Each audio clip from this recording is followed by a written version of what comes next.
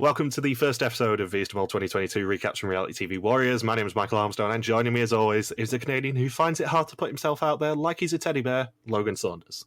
Good evening.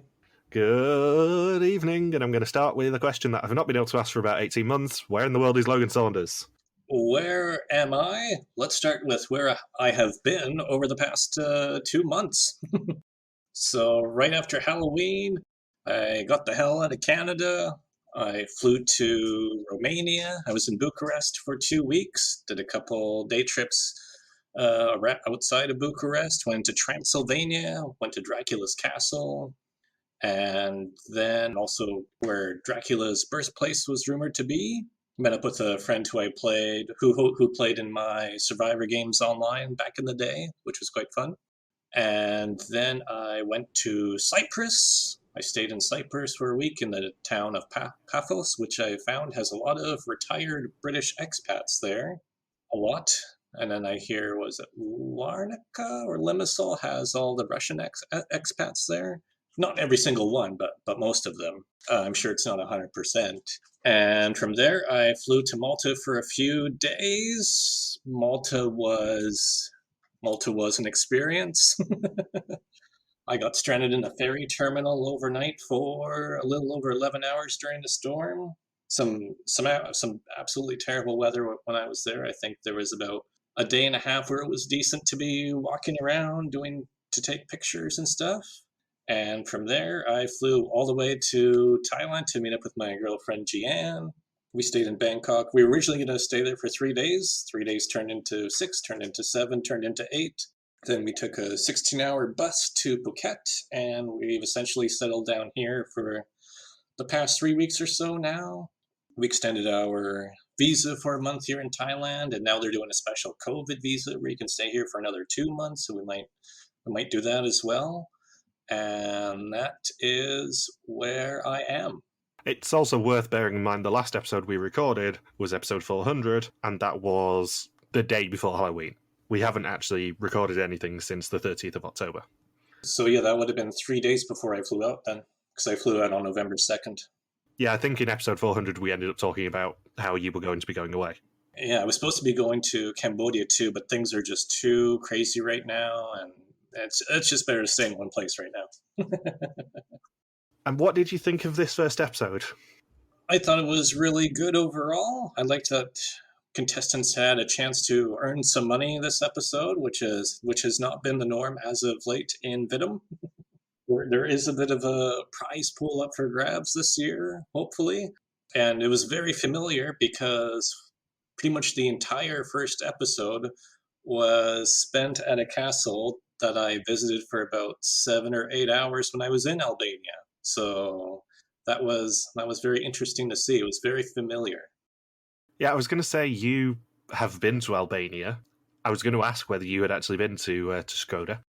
Yeah, that's where I was in Albania just for a few days, but I stayed in Tirana one day where they had like their biggest protest of the past 20 or 30 years, if ever, where there was pepper spray and a little bit of rioting around the town square. And then the next day I got onto a bus to Shkodra, and I was there for about 3 days. And one of the days I just hung out at the castle pretty much the whole day. And when I left the castle, there was a stray dog that followed me about halfway back to the hostel I was staying at. I uploaded pictures onto Facebook of the dog just following me for a good 20 minutes or so before it's like, I don't know if I want to keep following you all the way to the hostel. I'm gonna take a rest here.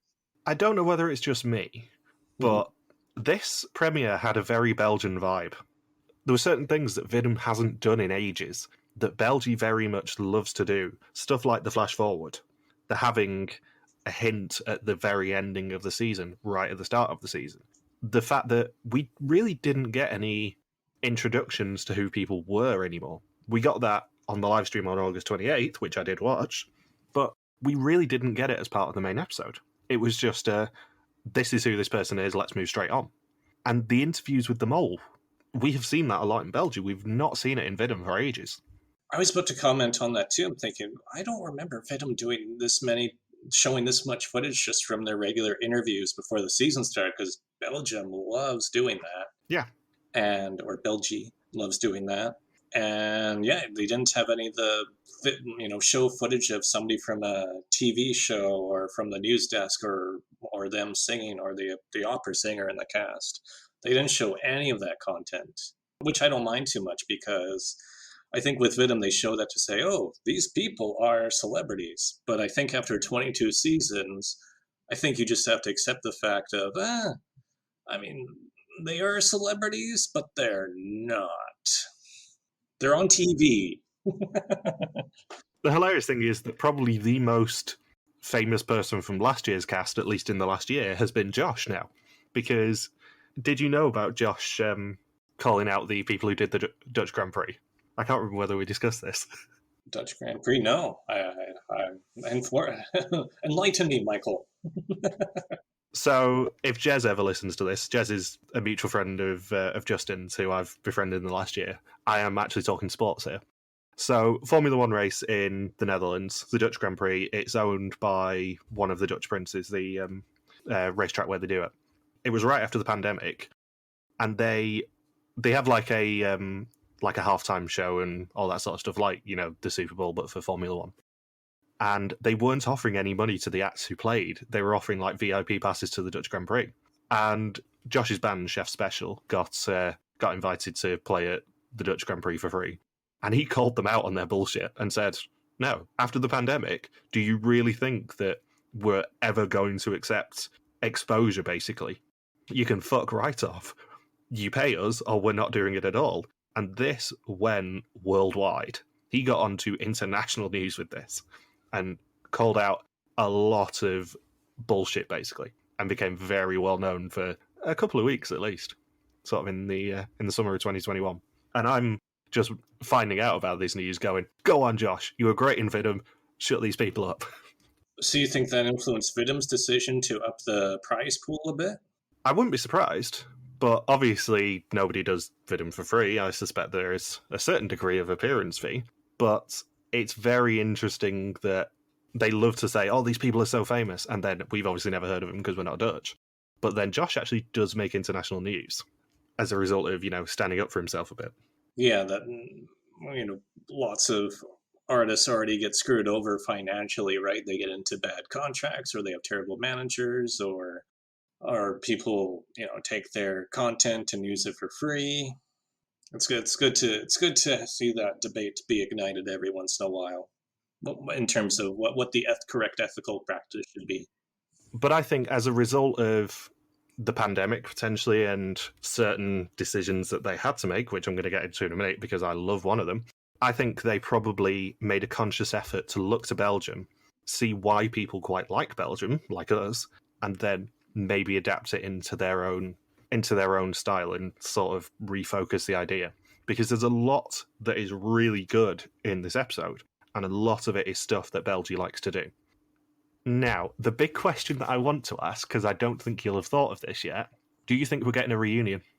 I don't ask that purely because of the fact that the Netherlands has locked down again recently. I ask it because of something in this episode. Yeah, I think they want to plan for both contingencies, right? Like maybe after deciding to do it without a proper live reunion, see, okay, let's just go with this concept. And if they think it plays out really well, maybe they nix it or alter it. I don't think we're getting a reunion. No? Why is that? I don't think we're getting a reunion because all of the eliminated contestants are invited to the unmasking.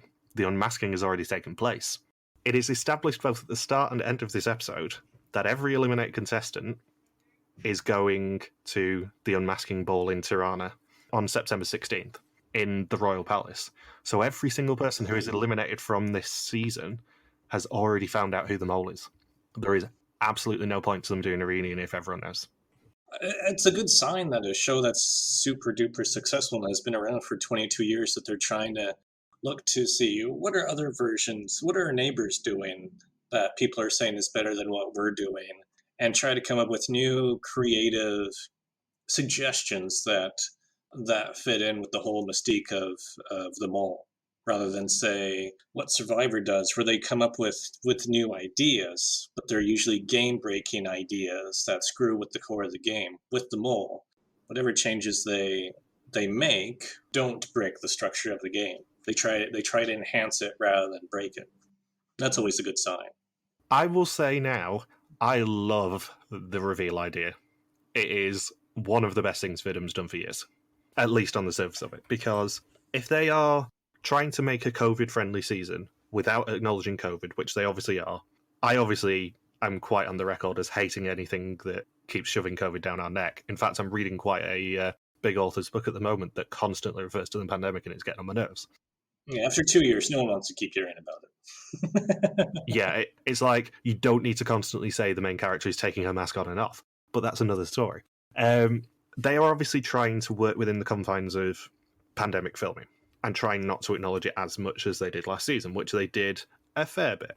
They're keeping people away from the general public as a general rule, although I suspect Albania was probably fairly open when they recorded this.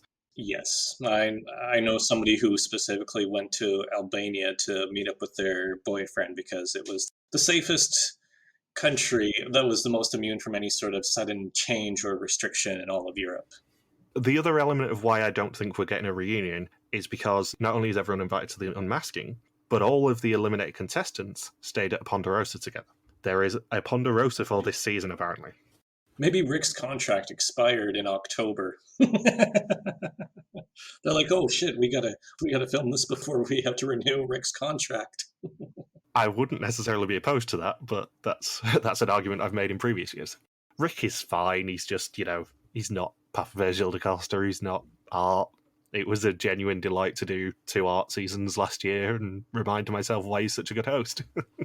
I know I'm jumping ahead a bit, but did you notice that Rick stands up or sits up very, very straight in his chair at the quiz?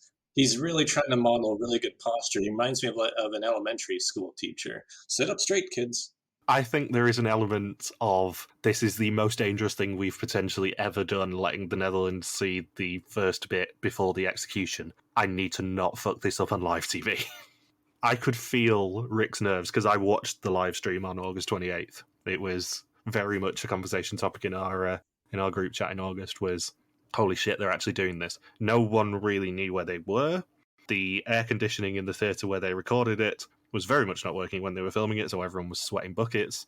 And in fact, you can see a fan in Velmout's hand at one point in the execution. But yeah, Rick was definitely nervous for that live stream, I think.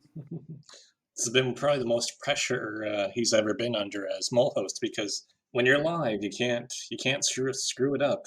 No, he could just refilm pretty much anything he wanted to, apart from that.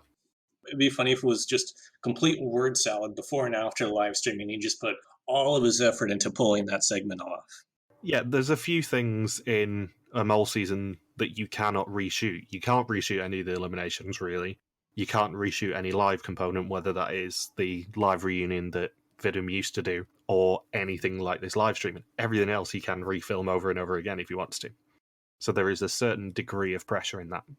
I would love it if they just reshot everyone's execution reaction, where they say, "Okay, you guys didn't react hard enough. You just be natural and just have a stronger reaction when the person is executed." Okay, let's try this again. Suzanne is executed, and just have everyone go ballistic. Ah, fuck, she's gone. Oh no, shit, damn it. People kick over chairs. That would be great, and then just say, "Yeah, that was a completely natural reaction. We didn't tell them to do this at all." It goes back to something that Papa Bear said to us in our first chat with him, that because of certain hints that they have done in the past on Belgian Mole, stuff like Peter blinking out the word Valhard, you can't reshoot that. He had one attempt to do it every time. And the fact that he managed to do it perfectly every time is great.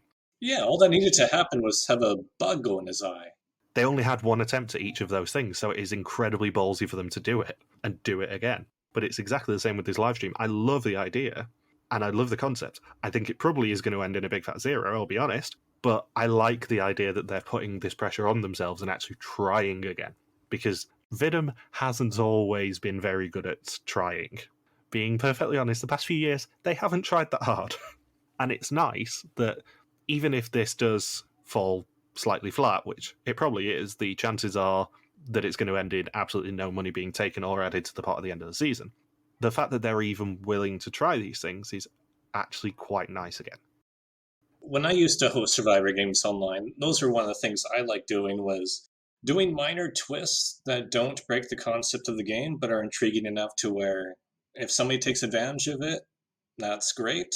If it doesn't impact the game, that's fine too. It's just one of those elements where you'll strike gold maybe once every few seasons, and that's what makes it special.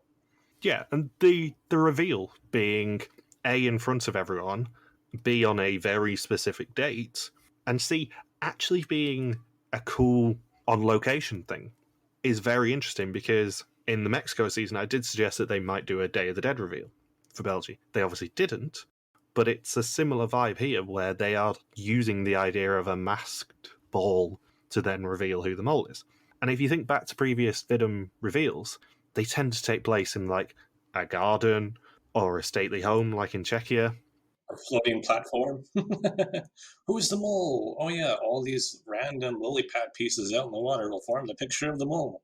Yeah, we haven't really seen a high concept reveal in a while either, which is really nice that they're even doing this.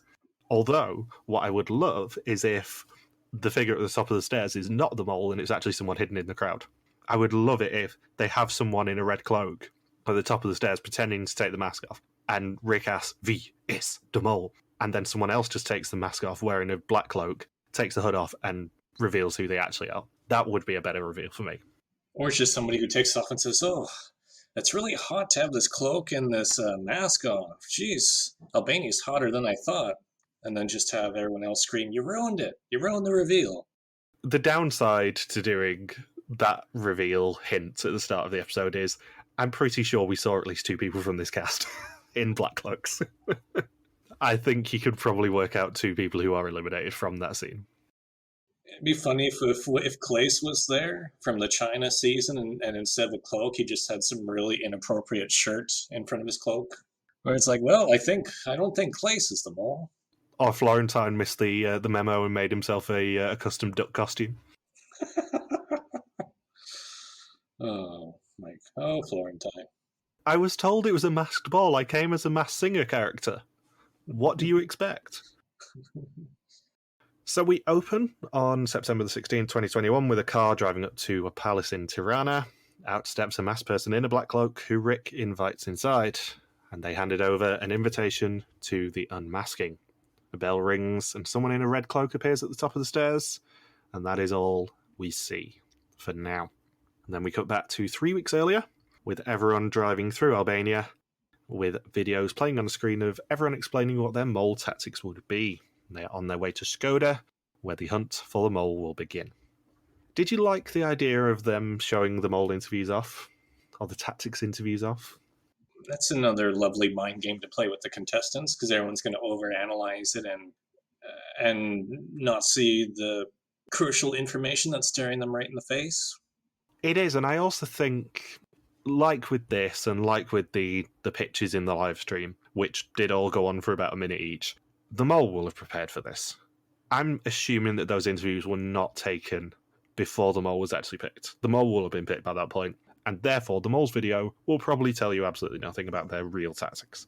I can't remember who described it as a mindfuck, but one of the female cast members did, and I think between showing the preseason cast interviews to the contestants who thought it was going to be confidential, and then Rick telling them at the castle, "Oh, by the way, the mole was responsible for dividing you guys into 2 teams," and then the ending with the 2 exemptions and the pleas to the Dutch audience, I'd just be so confused as a candidate on this season. It's just one mindfuck after the other. Yeah, I think it was Suzanne who said that, actually, in her initial chat with Rick. But I think this entire episode, if I had to pick a theme for it, it would probably be the mole trying to make themselves seem non-threatening. Because it's going to be a very big question for us, I think, what the mole's tactics should have been in this episode. And I would argue the mole's tactics are to play for the group and to definitely try and be the least suspected person by the Netherlands. Because as soon as you do that, you immediately know you're taking $5,000 out, and no matter what else happens in this episode, they are at a loss. No matter what else. but also you have to seem consistent. Because it's one thing to do the first 2 challenges, but then to pitch to the audience and say, I'm this, I'm that, you can't then have anyone be suspicious that actually you're acting up to the Dutch public, because that will then make people suspicious of you. Yeah, there's a lot of layers or a lot of different directions to what the mole would do with all of these twists in the first episode. Yeah. Do you think the mole would place themselves in the money group or the Yoka group? I think they would place themselves in the money group. That's the only way that they can directly sabotage and be in control of whether or not money goes into the pot. Yeah, I think so too.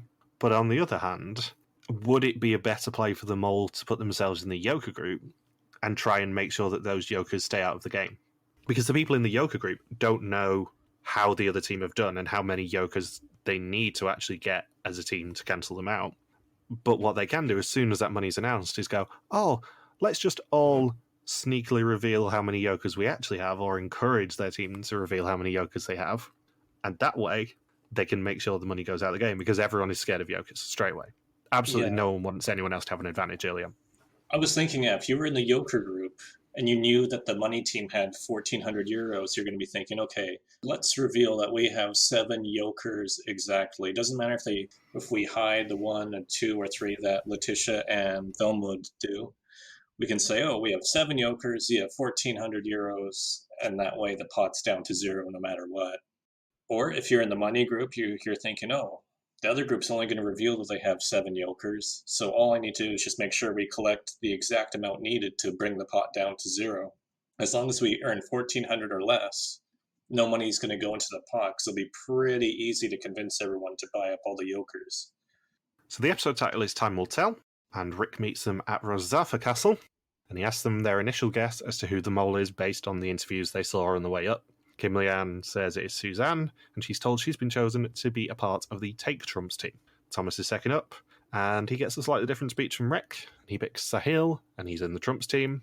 Hila's third, she picks Arno, and is on the Trumps team. Arno's fourth, he says Letitia. Letitia says Sahil. Sahil says Thomas, and he's in the Take Trumps team. Everyone says Glenn. Suzanne says Letitia. Glenn says Thomas. Wilmood says Hila. Frisia says Sahil. For the first challenge, they have 20 minutes and are in 2 groups, and that's literally all we know, which is another Vidum thing that really gets on my nerves. Tell us what they're doing. I wonder if next season what they're going to do is divide them into 2 groups, Biden's and Take Biden's group. I did think it was quite gutsy to do anything that translates as Take Trump in light of the last year. Yeah, especially back in, they would have filmed this in September, so Biden's only been president for 8 months, and everyone's thinking, okay, Donald Trump is finally out of the news. First task since then in Vidum is take Trump or Trump. Which team are you on? I'm thinking, it's another way to divide the country. Yeah, given that this episode will be coming out the day before the anniversary of the riot last year, that's fun. Happy anniversary.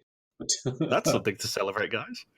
So it's Kim Leanne, Frisia, everyone, Glenn, and Sahil in the Take Trumps team, and Arno, Hila, Velmood, Letitia, Thomas, and Suzanne in the Trumps team. Both groups have the same logic puzzles, adding 2 poles to a mathematical puzzle to make it right, spinning a disc to get over a pole, getting a chest to a key through a bungee maze, a magnetic maze, picking up a log to get a key to a chest, and using sticks to pick a chest up out of a wooden tower. It's like a lot of obstacles you would see in a Survivor Immunity challenge all combined into one.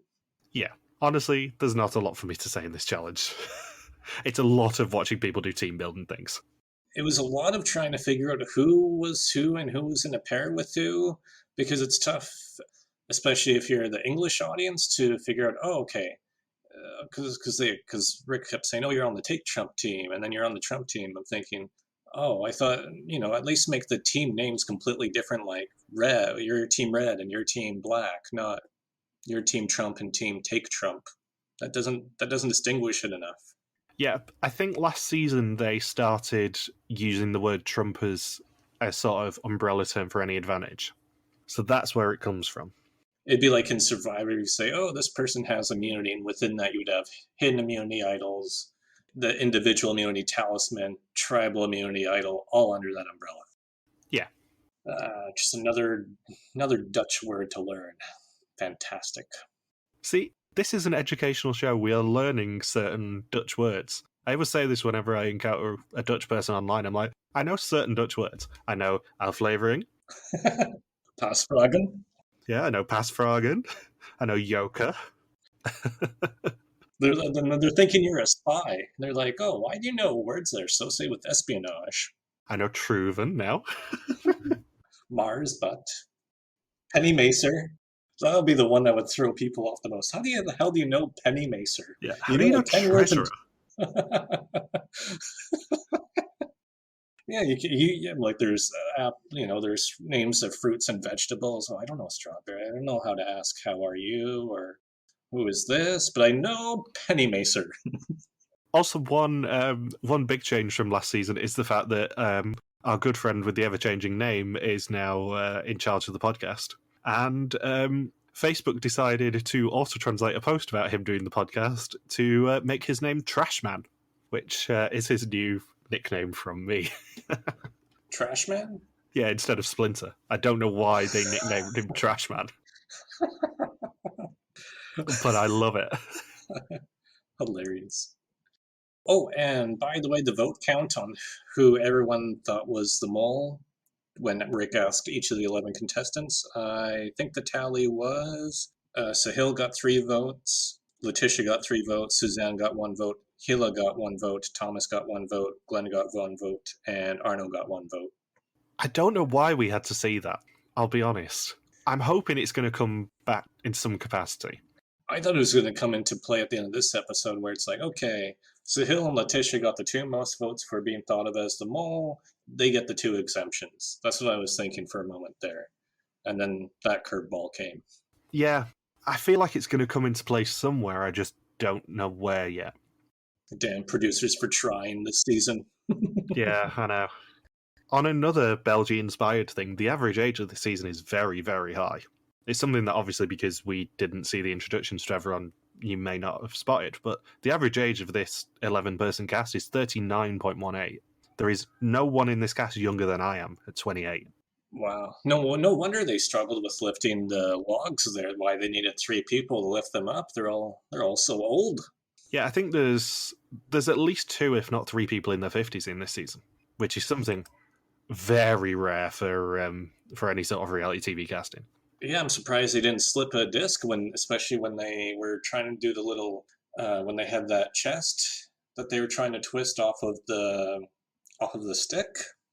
When it was Sahil and Kim that were working on it, when Kim was holding it up and Sahil just walked away from it and looked up and said, "Yeah, just keep working on it. I'll just stand here." Yeah, there's 3 people in the 50s, by the way, because it's Arno, Thomas, and Suzanne are all in the 50s. What, Arno? Arno is one of the older contestants? I would have never guessed. I will say this now. If Arno lasts long enough in this season, Arno is probably going to be my favourite this season. He's giving me scene and energy, and I am very much here for it. Well, wasn't it Hila? She kept saying, "Oh, I got to lead Arno through this table to that vertical table maze," and he just can't figure it out. Is he pretending to not figure it out, or what's going on? I love his curmudgeonly energy. I really do. It just made me laugh a lot when they're camping, and he's just like, oh, "I've got to camp.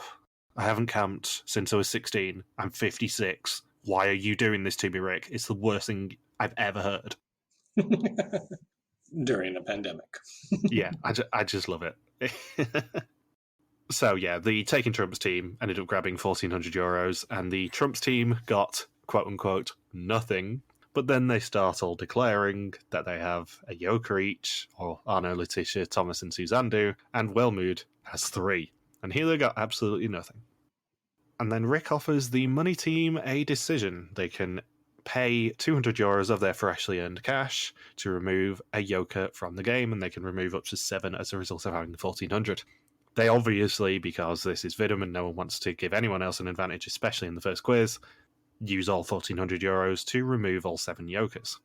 Rick then tells them they should have paid a lot more attention to the cash, because, it had a hint to who the mole was. It'd be funny if it just says on there, Glenn is the mole, straight across one of the notes, and they didn't notice it. Something very interesting. The Taking Trumps team did complete all 6 of their challenges, but they were missing €100 from the maximum. Maybe somebody ate it. Yeah, maybe someone pocketed it, but I feel like they'd probably take more than 100 if they were the mole. I think it's more than likely someone just accidentally left it in a box rather than the mole pocketed it, because no one's going to care about €100. Let's be real. And the Yoker team, they did 3 out of 6, or no? Did they do all 6 assignments too? I think they did all 6 as well, because I think the total was 9 Yokers in there. I thought it wouldn't have been 10 because Velmood had 2 extra and Letitia had 1 extra. Well, it's 3, 4, 5, 6, 7. 7 were declared. And then there was 10. That means 10 total, right? Well, there was 7 declared and then 2 hidden at the end of the episode. Or 2 revealed at the end of the episode. So there was 9 that we know of. Oh, okay. I thought Velmood had 2 additional that she didn't declare, and then Letitia had 1 additional one that she didn't declare for a total of 10. But 9 makes sense too if there's 6 assignments. I think the 2 that Velmood had were the one she kept and the one that Letitia kept. I think. Oh. I might be wrong. The other option is, of course, that there could have been 3 in that box that was broken and they only managed to get 2 of them out. In any case, yep, that's the quickest sacrifice of €1,400 I've seen in a while. If you were in the money team, would you have paid to remove Yokers? When it's that many Yokers, I probably... well, depends who's come off as really smart from the other team. If it's, I don't know, if Arno has said, oh, I have 4 Yokers, I'm going to think, you know what, Arno, you can keep those 4 Yokers. I don't feel too threatened by you. You can stick around another round and make my life a little bit easier. I think there is definitely an argument that the mole on the surface should have put themselves in the money team, because obviously you control the cash. But there is also an argument that you put yourself in the Yoker team as a mole and try and win a bit of favour by going, oh yes, I definitely have this Yoker that you can pay to remove from my hand, and I won't be too annoyed at you. Yeah, like try to pick up all the Yokers and say, all right, because if you only find 3 or 4 Yokers, even if the other team buys it all off of you, that's still 600, €800 going into the pot. If you're in the Yoker team and you're the mole, just declare all the Yokers you have, or just enough, as I said before, to make sure that, you know, if you declare 7 Yokers, then 1,400 would be taken away to get you down to 0. That's the only goal you have. Just get it from 1,400 to 0 in that moment. In case you haven't picked up on the subtext, this episode is very hard to do first suspicions off of, which is exactly why we're doing first suspicions off of this episode. There is a whole episode 1 metagame that is pervasive through this episode, which is really fun to talk about, but I think you can definitely make an argument for the mole being in either of these teams. And because I think the mole's goal in this episode is not necessarily to remove or keep as much money out of the pot, which obviously is their main overall aim, but to just win favour with the group, to seem like a team player, and to try and either encourage the Dutch public to give them the exemption and lose the team €5,000, or to encourage whoever gets picked by the Dutch public to give them the exemption and lose them €5,000. That is their sole goal in this episode, I would say, because it's worth more than the other 2 challenges combined. So Rick does also announce that they are camping at the castle in that evening, much to Arno's delight. And then we get an entire scene of Arno going up to people going, oh, why do we have to camp? Seriously, I've not camped since I was 16. This is unfair. People who are in the TV industry in Amsterdam, I don't think are known for going on too many camping trips. There's not really too many areas like that within the Netherlands. The best thing is, I know if I was told on the mole, oh, you're camping tonight, I would be exactly the same as Arno. I hate camping. I would be miserable. It's the exact reason I don't want to do Survivor, is because I would be miserable having to sleep outside of a hotel. Oh, and I forgot to point out, when I was at that castle in Skodra, there were so many bugs flying around that castle. Like, it was to the point where I just felt like I was being eaten alive at that castle. And it was a really hot day too, and there's just bugs everywhere, just completely infested. That's the strongest memory I have of the castle, where it's like there were bugs in my eyes. Oh, This was the end of August, so it probably would have been about the hottest time of the year. yeah, because I was there in early July, was when I was in Skodra, or very, very late June. So it was a really hot day too. It was muggy, and there were just bugs everywhere. And I'm thinking, That's the one of the last out of everywhere I've been in Europe. That's one of the last places where I'd want to be camping and stuck outside overnight, unless I had a lot of bug repellent. So Rick does then return to give them their second challenge, and he tells them at home they have phones and watches to tell the time, but not envious to Mole. They have 3 tablets in the castle that they can use to tell the time, and they need to stop them at 11:22 p.m. However, in 35 minutes' time, they won't be able to see the tablets, so they have to use hourglasses to try and gauge what time it actually is. In the morning, Rick will return and check the tablets, and they can be a total of 10 minutes off to earn €1,500. I think somebody said, "Do we need to stop the time at 11:22 p.m. or 11:22 a.m.?" I wish Rick would have just said, "Well, we were going to say 11:22 p.m., but I really want to see how this plays out with all of you if you have to flip these hourglasses over and over until 11:22 in the morning." That was Kim Leanne, and she is awesome. So it's obviously 11:22 p.m., 11 because of that's how many people in the season there are, and 22 because it's season 22, and they love their numbers on Vidum. And they split into 3 groups. Kim Leanne says she suspected Arno, so wanted to team up with him, and they team up with Suzanne and Glenn. Thomas, Everon, and Hila are a group, as are Fresia, Sahil, Letitia, and Velmut. Everon's team find out they have a 65-second hourglass, and he says basically just to round it up, as they've got 10 minutes buffer, it's fine. And the group of 3 figure out that they have an hourglass that lasts 15 minutes, which is very useful. What would your tactic as a mole be in this one, do you think? If I was the mole and I was trying to screw everybody over in this challenge, well, I wouldn't do what Thomas did. Shouting numbers. Yeah, shouting numbers and being way too aggressive about it to the point that everyone's thinking, this guy can't be the mole now. He's essentially Yakum 2.0. He's trying way too hard. I think there's just subtle. I remember in other concentration-based tasks on mole, a really good tactic is, especially if somebody's trying to just keep track of, okay, we flipped the hourglass 12 times, 13 times. I would try to make sure I was in control of counting how many number of times it's been flipped. And if it's been about an hour and a half or so, I'd say, okay, we thought we were at 14 flips, 16, 17, 19.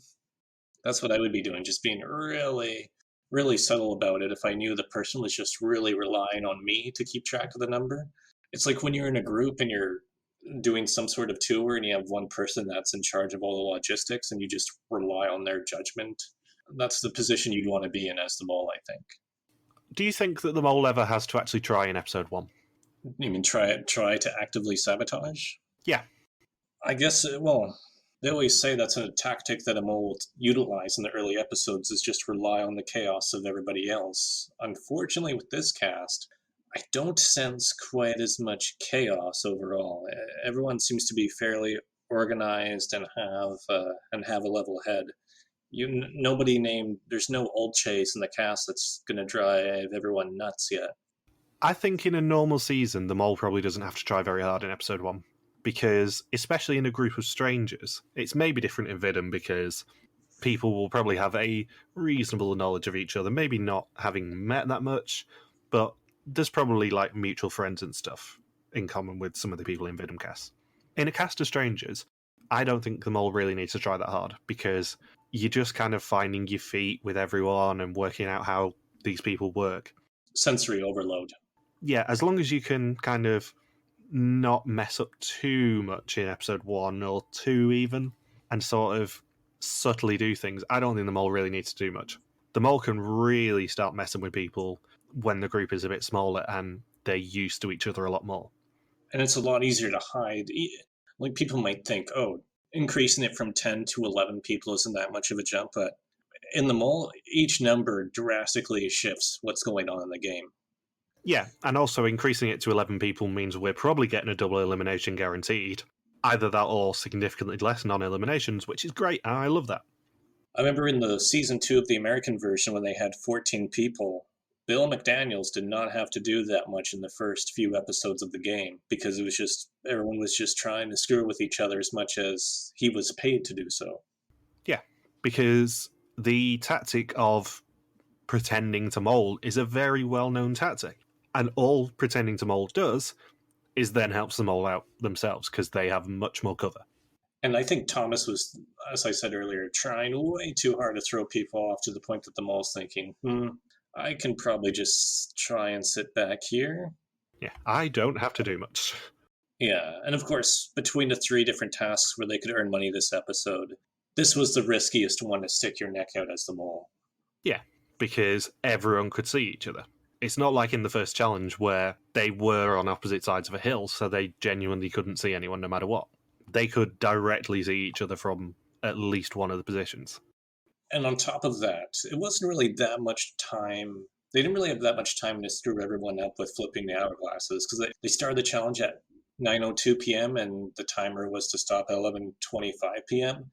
That's a very small time window to bank on the contestants around you losing their concentration, trying to get them to miscount how many times they flipped over the hourglass or throw in confusing math numbers casually too. It was 2 hours and 20 minutes that they had to do it for. Yeah, I think it's got to be a challenge that goes until, say, 1 a.m., and then you can really screw with people after midnight or so. But especially the Dutch culture in general, where people tend to stay up later, I don't think you can really bank on people losing focus by 11:25 p.m. Maybe in a group that's where the average age is 50, but for the most part, that's a pretty tough thing to do. That's sort of the basis of why I asked whether you think the mole really has to try that hard, because this came up on the Bothers Bar Discord this morning. Why am I not on this Discord? I don't know, you've not joined it. I'm very surprised because I talk shit about you on there all the time. Oh, well, where's my invite? No one's invited me. Don't you have to be invited into a Discord or a link? The link's on Bothers Bar, have a look. I can't be bothered. I'll dig it out for you afterwards. No, I'll find it. Yeah, this is a discussion on Bothers Bar Discord this morning that in previous mole series and in previous mole versions, including in the UK one, if they did a challenge like this, they would 100% make them do it overnight, make them do it until the morning, make them not even have hourglasses, make them make their own timer. They made this very easy, which makes me think that the mole really didn't want to annoy people that much in this episode. I think they were playing a long game with this challenge. I think it kind of fits in with last season too, where I know it sucks to keep bringing up the pandemic, but you don't want an ugly season during the pandemic. You got to make it fun. You can't keep punishing players over and over again. Although last season, halfway through, they really punished them. But and I don't know why I thought the timer stopped at 11:25. We just talked about the 11:22 theme. But yeah, when it's just over 2 hours, it's not really much, and everyone's still running high on the adrenaline of the first day of the game.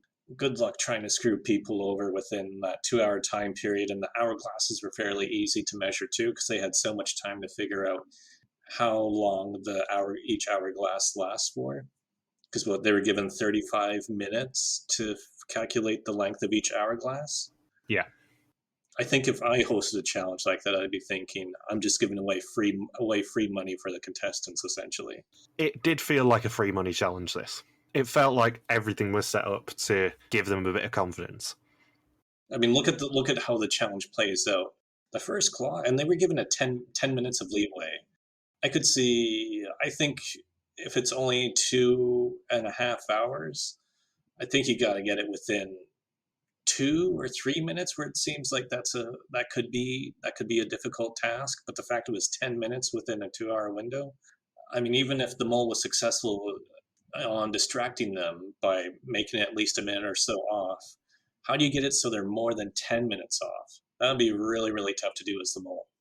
Yeah, and I think the other thing is we know which clock was which because of who pressed at what time, because the times were so close together. You can work out who pressed the box when, which then makes it very hard for them all to actually do anything with. Yeah, no one was off by more than 17 seconds, and they're all within shouting distance of each other. So, yeah, I can't even imagine a group that could screw a challenge like that up. Yeah, I think with the pandemic, they want a nice vibe to the season. They don't want anything particularly ugly. But the question is whether they want to just give them free money. And I guess you want to do that too to determine who is the first penny macer of the season. Yeah, you don't want to go 4 episodes without a treasurer, really. And who's it? Thomas, Frezia, Velmoed, and Gila. Man, I'm not good with these Dutch names this season. All want to be the Penny Macer. Yeah. And Velmoed was by far the most adamant about being the Penny Macer since she runs up to collect the money. I don't know if that was excitement or her trying to be that role, but she saw euros dangling and wanted to just grab it. She snatches it. She doesn't run up and take it. She snatches it out of Rick's hand. Maybe she was hoping, she wanted to see if there's a clue on there. Is there a clue on this note? I promise we won't make this mistake again. So their entire difference, given that they had a 10-minute buffer, was 59 seconds. On all three clocks combined. One box was 12 seconds early, one box was 43 seconds early, and one box was 4 seconds early. That's nuts. And Velmood seems like she's going to be the Penny Macer, but Gila says, no, she can't be. She went over there too quickly. She's out of it. And she gets seven votes, I think? It's at least 6. At least six out of the 10 votes. That's pretty impressive. So yeah, she becomes the first treasurer of the season. And something very interesting that you probably didn't notice is the fact that the font on the notes has changed, as has the font on the screen when money is mentioned, and as has the test font.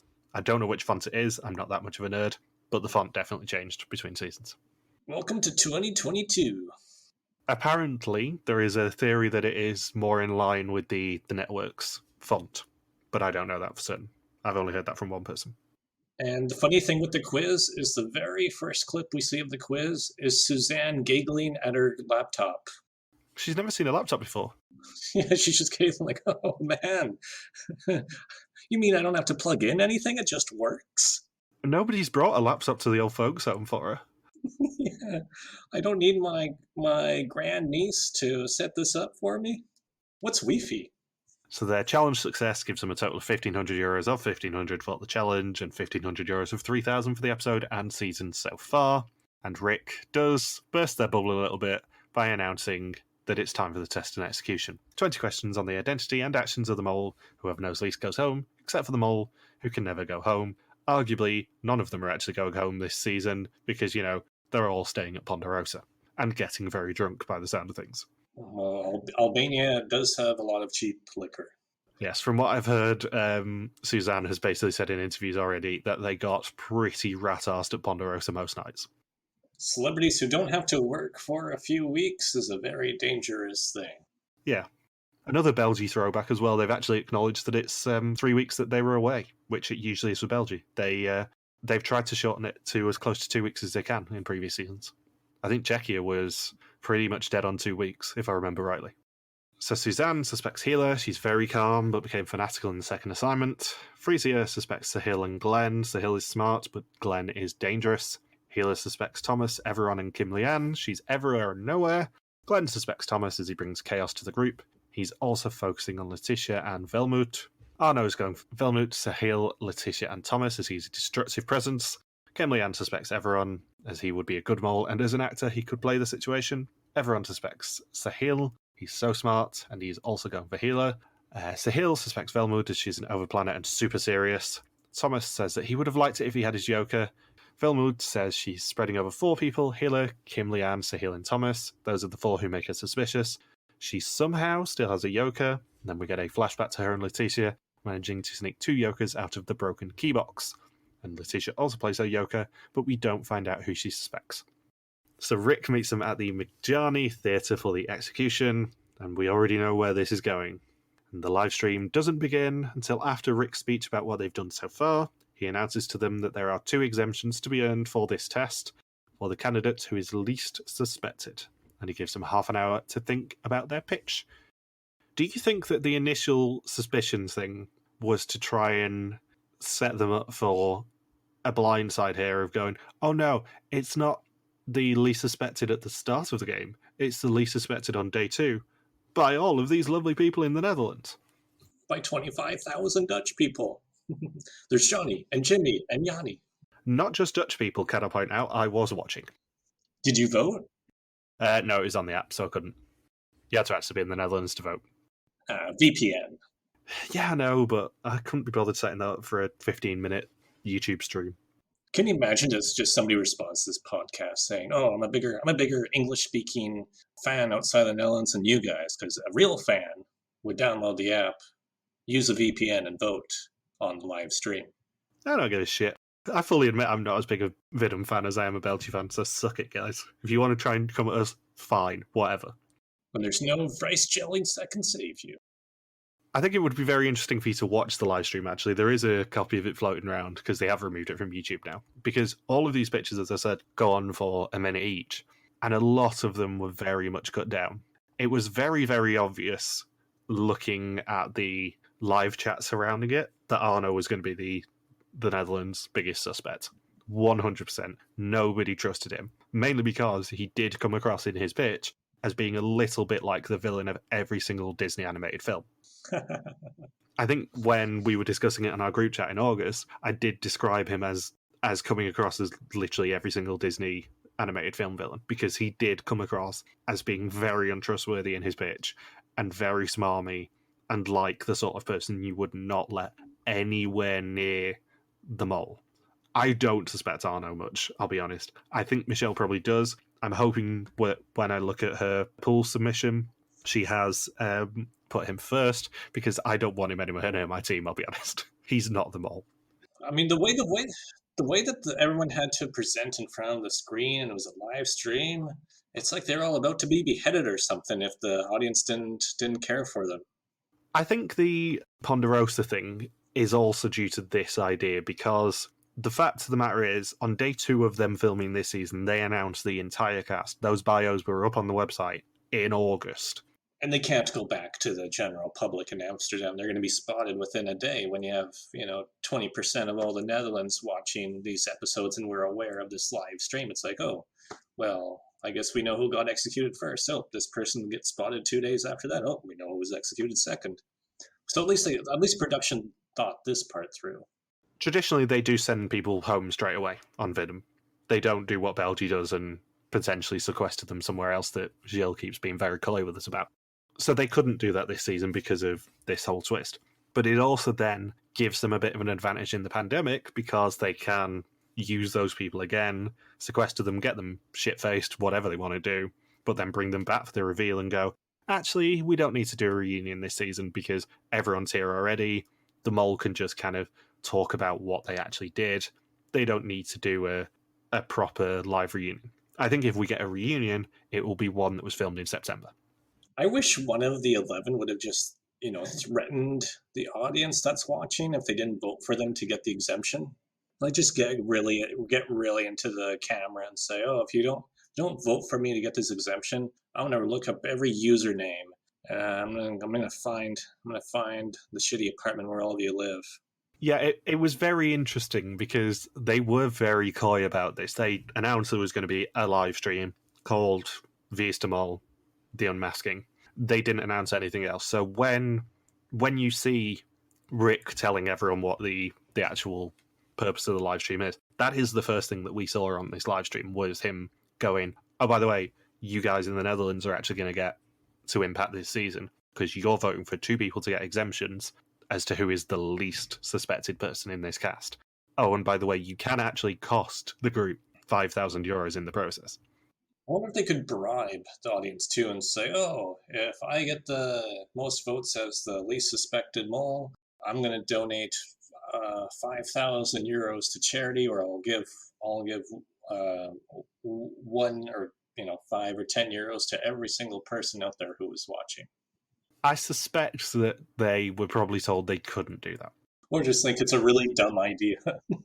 Yeah, I know you're being silly, but I suspect they were probably told there were certain rules of what they could and couldn't say, especially with it being a live stream. Yeah, if you give me the exemption, I will fund cancer research.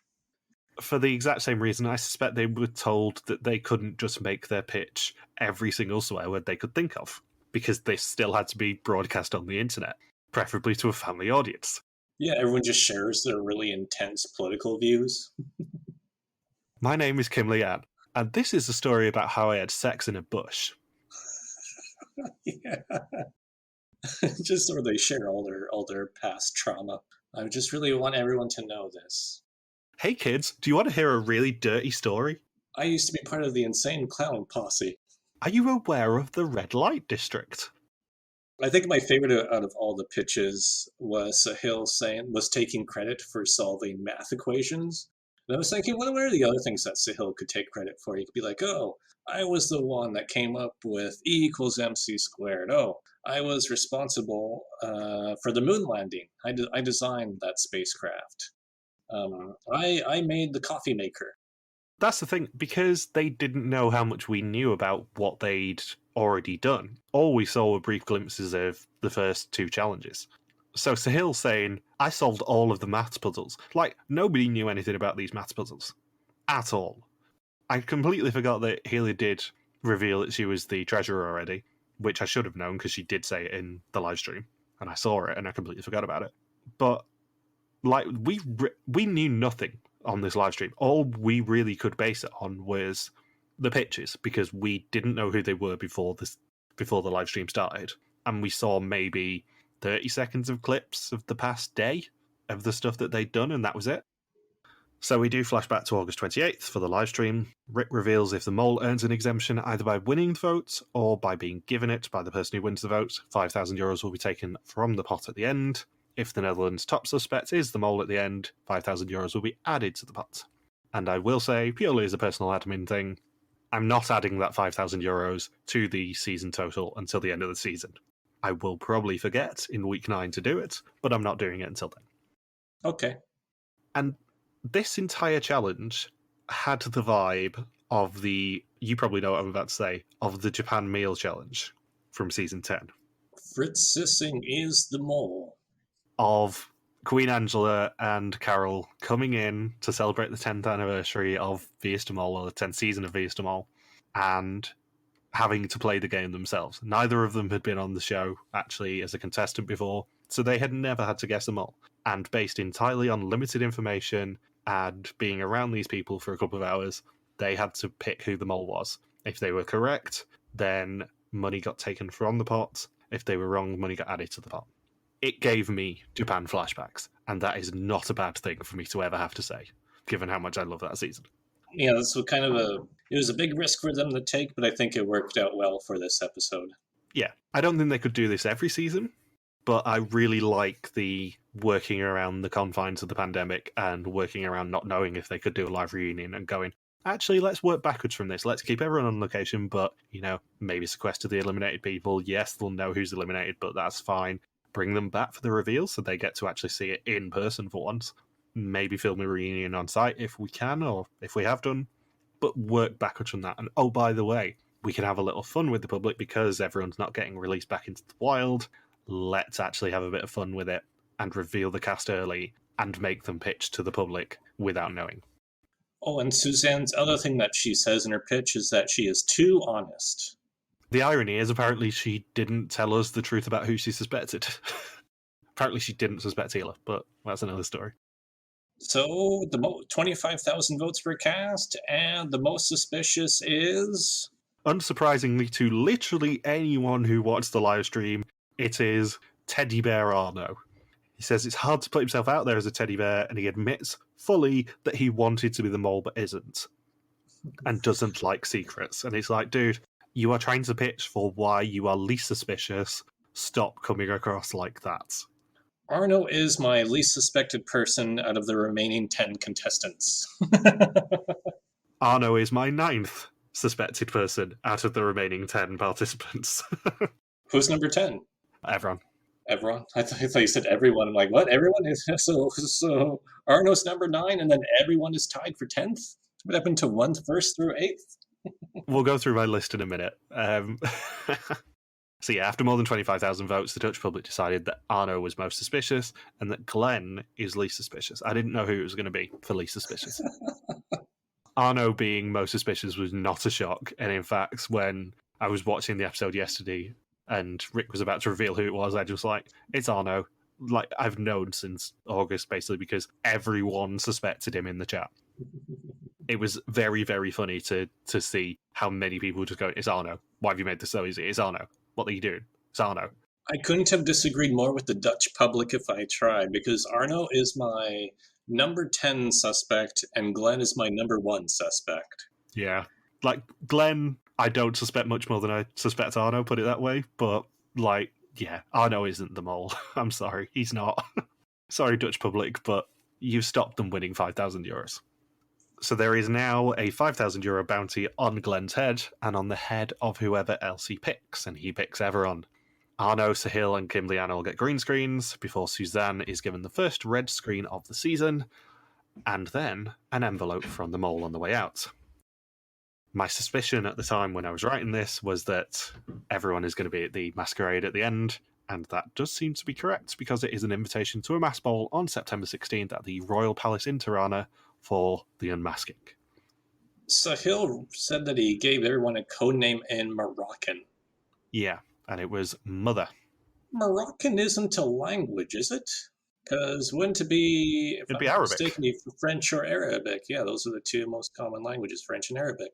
And I'm thinking Moroccan. Huh? Unless he's just talking about a Moroccan dialect of Arabic, which is entirely possible. Oh, yeah, or a Moroccan dialect of French. Or maybe he was born and raised in Tangier, so maybe it's a Moroccan dialect of Spanish. I think he said it was Uma or something similar, which obviously sounds nothing like the French for mother, which is mère. Right. I suspect it's probably the Moroccan dialect of Arabic rather than of French. But I might be wrong. So next time, everyone is spinning around for cash in a theatre, the mole has more control during a reconstruction, and everyone gets to burst some balloons on a beach. So, who do you suspect, Mr. Saunders? Do I go from number 1 to number 10? Yeah, go from Glenn to Arno. Okay. So as I said before, Suzanne was my number 11th suspect going into the execution, and she's gone, so it ruins things for me. I thought I was going to have an easy time this season. So yeah, number 1 suspect is Glenn. Number 2 is Evron. Number 3 is Kim. Number 4 is Frezia. Number 5 is Sahil. Number 6 is Hila. Number 7 is Vilmud. Number 8 is Letitia. Number 9 is Thomas, because I find him to essentially be a Yakum clone. And number 10 is Arno. And it is also worth pointing out that only one season that we covered last year of the ones that Logan hadn't seen, of the 3, Logan actually picked the correct mole at the end. And that was Oregon.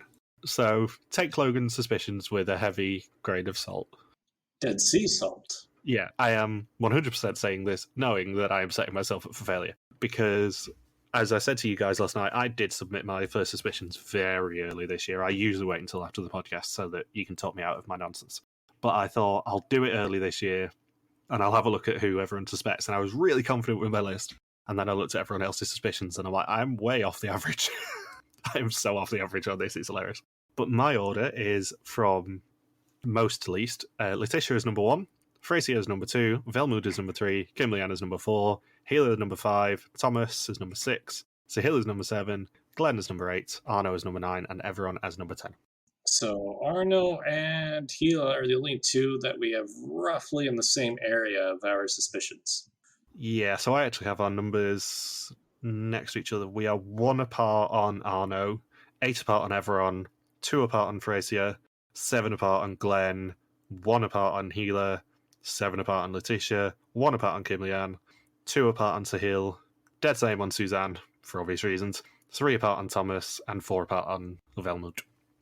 Well, one of us is going to be very right and one of us is going to be very wrong throughout the season. Yes. So, as I said, we have both submitted our first suspicions. Michelle's not done hers yet, so I can't reveal the pool, but I will reveal it on social media on Friday, hopefully, when it gets released on Twitter. Our pool will officially be revealed in next week's recap. You can join in and give us your week 1 first suspicions with the link in our social media or in the description of this episode. I have already tweeted it everywhere. It will go out again when this episode goes live, and it will stay open until the next episode airs on Saturday evening. You can also do the Bothers Bar suspect list each week, run by the wonderful Daniel Peake, at the link that I will put in the description as well. I believe that this is the 10th year that Dan has been running it, and that made me feel very old when I realised that last night, because I have been doing it since 2013. First suspicions, as always, will be rounded up and routinely mocked in every week's episodes, as I love to do until I'm wrong. There's something else I was going to mention. I can't remember what it was. No, I can't remember what it was. Must be a lie.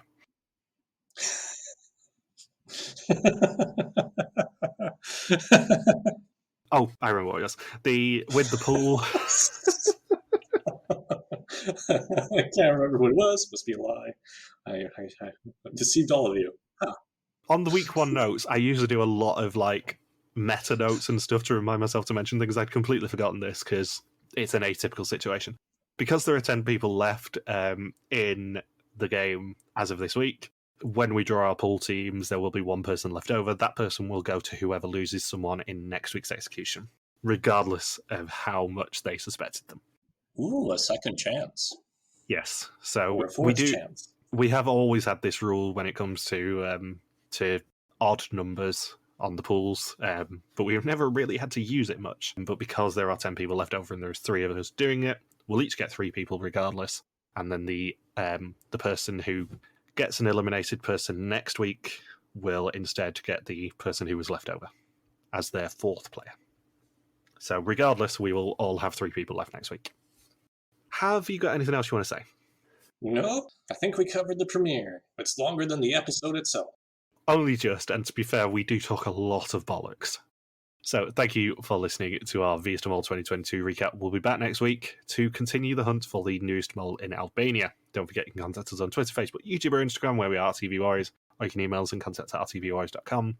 Logan's on Twitter at LogsofQuacky, and I'm MJ Harmstone. Thank you as always to Marieke for the subtitles. We will see you next week. Peace out and just chill till the next flavoring.